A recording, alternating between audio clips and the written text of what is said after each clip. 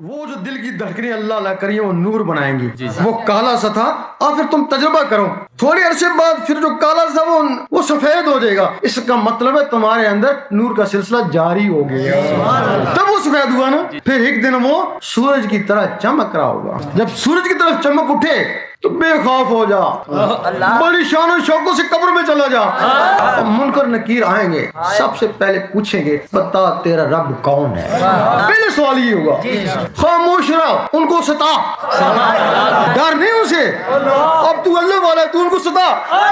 اور پھر پوچھیں گے تیرا رب کون ہے. خاموش. اور پھر پوچھیں گے گنگا ہے, بتا تیرا رب کون ہے. اور کفن نے ٹانا دکھا دینا یہ چمک ہے اللہ. ان کی جرات نہیں ہے کہ تم سے دوسرے سوال پوچھیں. وہ کہیں گے بندہ خدا آرام سے سو جا, السلام علیکم, ہم تو جائے, تو جان تیرا رب جانے. کیونکہ ان کو پتہ ہے یہ جو اس میں ذات ہے اس زمانے میں یہ غوث پاک کے پاس ہے. یہ کوئی غوث پاک کا مرید ہے. تو غوث پاک نے 70 مرتبہ اللہ سے وعدہ لیا کہ میرا مرید ایمان کے بغیر نہیں جائے گا. آپ نے فرمایا میرا مرید کون ہوگا. میرا مرید وہ ہوگا جو ذاکر ہوگا. پھر فرمایا میں ذاکر اسی کو مانتا ہوں جس کا دل اللہ اللہ کرے. جس کا دل اللہ اللہ کرے میں اس کو ذاکر مانتا ہوں. اگر بہاولدین نقش بند رحمۃ اللہ جن کو غوث پاک سے فیض ہے, غوث پاک کے مرید ہیں, ان کے مریدوں پہ اللہ نقش ہو جاتا ہے تب ان کو نقش بندی بولتے ہیں نا. تو کیا غوث پاک کے مریدوں پہ نقش نہیں ہوا. اور صلی اللہ علیہ وسلم کیوں ڈرتے ہیں کہ انہوں نے حال دیکھا ہے. جب غوث پاک قبر میں گئے نا انہوں نے اپنا حلیہ چھپا لیا. غوث پاک آئے منکر نکیر بتا بھائی تیرا رب کون ہے. غوث پاک سے پوچھا. انہوں نے کیا ایک ہاتھ سے ایک کو پکڑ لیا اور دوسرے ہاتھ کو دوسرے سے پکڑ لیا. اس کا جواب میں بعد میں دوں گا, پہلے تم میرے سوال کا جواب دو.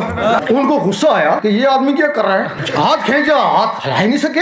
وہ اتنی بڑی طاقت انسان میں ہی طاقت تو نہیں ہوتی ہے. ان کا بتاؤ آپ کا کیا سوال ہے کہ جب اللہ نے آدم علیہ السلام کو بنایا تھا تو تم نے کیوں کہا تھا یہ دنیا میں فتنہ برپا کرے گا. تم کو پتہ نہیں تھا ایسے آدمی بھی اس میں آئیں گے. وہ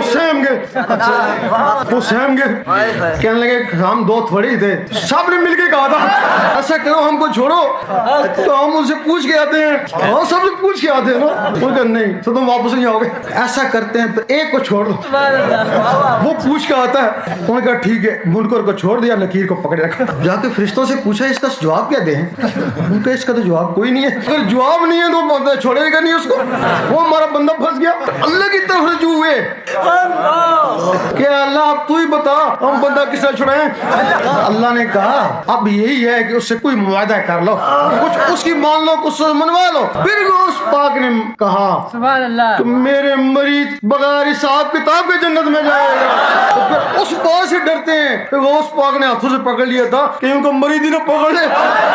رات کو سونے لگے, انگلی کو قلم خیال کریں, تصور سے دل کے اوپر اللہ لکھتے لکھتے سو جائیں, اسی میں نیند آ جائے. اس دنیا میں آدھی رات کے وقت خاص فرشتے آتے ہیں, کرامن کاتبین سے پوچھتے ہیں ہر آدمی کے بارے میں کہ جب یہ سونے لگا تھا اس کا آخری عمل کیا تھا, صبح پتہ نہیں اس کی جان ہے یا نہیں. وہ کہتے ہیں یہ عشاء کی نماز پڑھ کے سویا, دعا دیتے ہیں اللہ اس کو خوش رکھے. اور یہ دروشی پڑھ کے سویا تھا, اللہ اس کو بھی خوش رکھے. اور یہ آیت الکرسی پڑھ کے سویا تھا, آیت الکرسی کی لاج رکھنا اور اس کی حفاظت کرنا.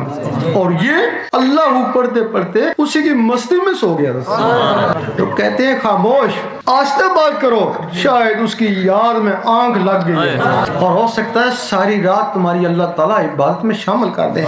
کیونکہ جو سوتے وقت نیت ہوتی ہے خواب میں بھی وہی کچھ ہوتا ہے نا. وہ اللہ پڑھتے پڑھتے سو گئے, خواب میں بھی اللہ کرتے. ہم چکوال میں کانٹین کرتے ہیں تو کچھ کنڈکٹر وہ کانٹین میں آ کے سو جاتے ہیں.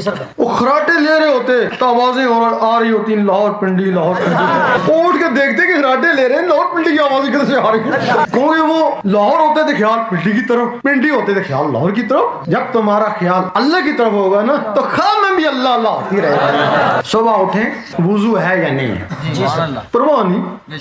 دل کا وضو پانی سے نہیں ہوتا. سارا دن پانی میں پڑے رہے, پانی تو دل میں جائے گا نہیں تو دل کا وضو کیسے ہوگا. جب وہ اللہ کا نور اس دل کو دھوئے گا اس کو بولتے ہیں وضو کر لے شوق شرابہ. اور وہ وضو گھڑی گھڑی نہیں کرتے ہیں, زندگی میں ایک بار ہی کافی ہے. ذکر خفی کرتے رہیں, جب تک دل کی دھڑکن سے نہیں ملتا اس کو ذکر خفی کہتے ہیں. ذکر خفی عبادت ہے, کوئی منزل نہیں ہے. جب دل کی دھڑکنیں پکار اٹھتی ہیں اللہ اللہ, یہ تمہارا طریقت میں پہلا قدم ہے.